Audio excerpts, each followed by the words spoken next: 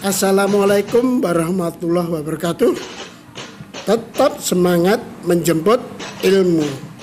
Di video kali ini kita akan membahas tentang teks eksposisi, ciri, unsur, dan pola pengembangannya. Langsung saja, kamu tentu senang membaca surat kabar atau majalah. Di media massa, kamu mudah mendapatkan teks eksposisi. Kalau ingin mengenal lebih dekat dengan teks tersebut, sesungguhnya dalam percakapan sehari-hari pun dengan mudah kamu mendapatkannya.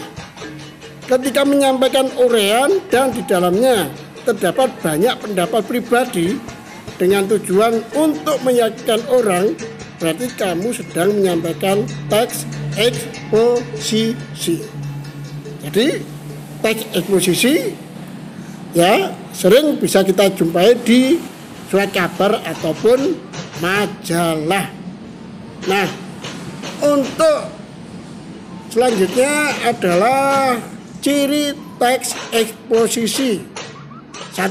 Menyampaikan informasi secara singkat, jelas, padat, dan lugas, berbahasa sesuai dengan ejaan, artinya bahasanya sesuai peraturan.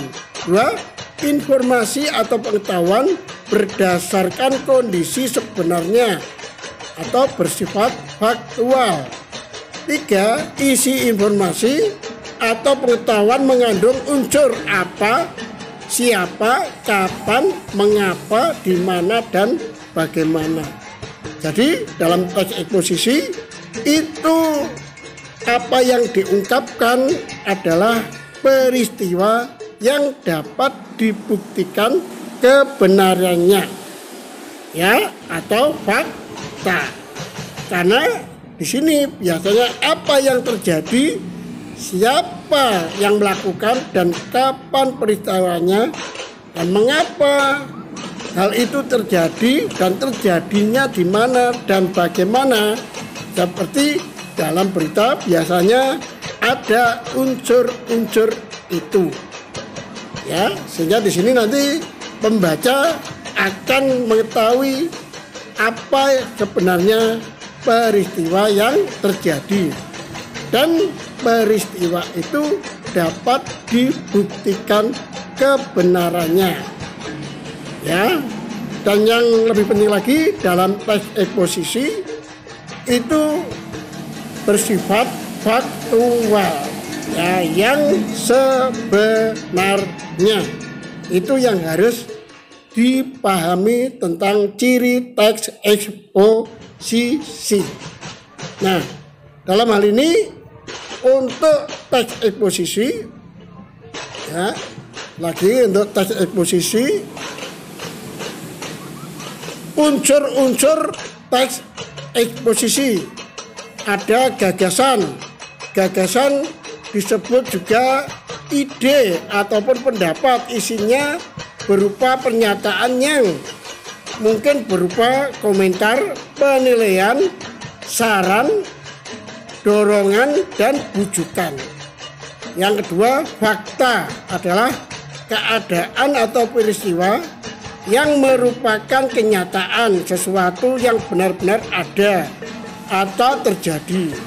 Dalam teks eksposisi, fakta berfungsi untuk memperkuat gagasan, sehingga diharapkan, ya, telah dapat meyakinkan membaca atau pembaca lebih yakin dengan adanya fakta.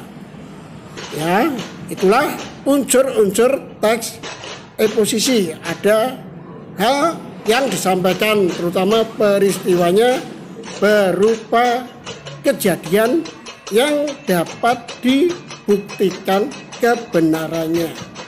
Sehingga dengan adanya peristiwa yang dapat dibuktikan kebenarannya, pembaca bisa lebih yakin. Pertama, teks eksposisi memang untuk juga meyakinkan pembaca dengan faktanya itu. Kemudian di sini pola-pola pengembangan teks eksposisi, ya, pola-pola pengembangan teks eksposisi. Berikut pola yang dapat digunakan dalam pengembangan teks eksposisi. Ada pola umum khusus. Ide pokok bagian teksnya ditempatkan pada awal paragraf yang kemudian diikuti oleh ide-ide penjelas. Pola demikian dikenal sebagai paragraf deduktif. Ide-ide penjelasnya merupakan perincian dari ide umum yang dikemukakan sebelumnya. Ada pola khusus umum. Hal-hal yang bersifat khusus diikuti oleh uraian yang bersifat umum. Bagian terakhir dalam bagian teks ini berfungsi sebagai simpulan atau rangkuman dari pendapat-pendapat yang dikemukakan sebelumnya. Ada pola ilustrasi. Sebuah gagasan yang terlalu umum memerlukan ilustrasi-ilustrasi konkret. Ilustrasi-ilustrasi tersebut berfungsi untuk membuktikan suatu pendapat.